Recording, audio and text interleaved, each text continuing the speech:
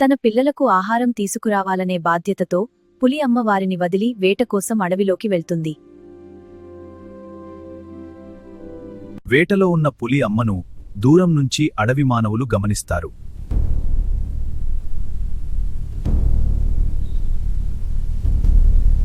ఈరోజు మనకు పెద్ద పులి దొరికింది. దీనిని వేటాడి మన ప్రజలకు తీసుకుని వెళ్దాం.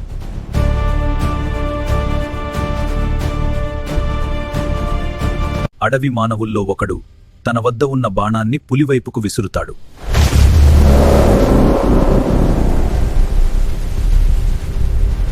బాణం తగలగానే పులి అమ్మ తన చిన్న పులులను మరియు ఏలియన్ బాబును తలుచుకుంటుంది. పులిని పట్టుకోవడానికి వచ్చిన అడవి మానవులకు అక్కడ పులి కనిపించదు.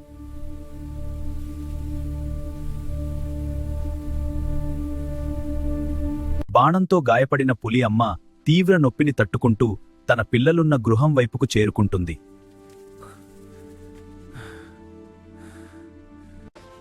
ఏమైంది అమ్మా నీకు? ఎందుకు ఏమైంది? పులి పిల్లలు మరియు ఏలియన్ బాబు బాధతో ఏడుస్తూ ఉంటారు. ఇక తర్వాత ఏమి జరుగుతుందో నెక్స్ట్ ఎపిసోడ్లో తెలుసుకుందాం.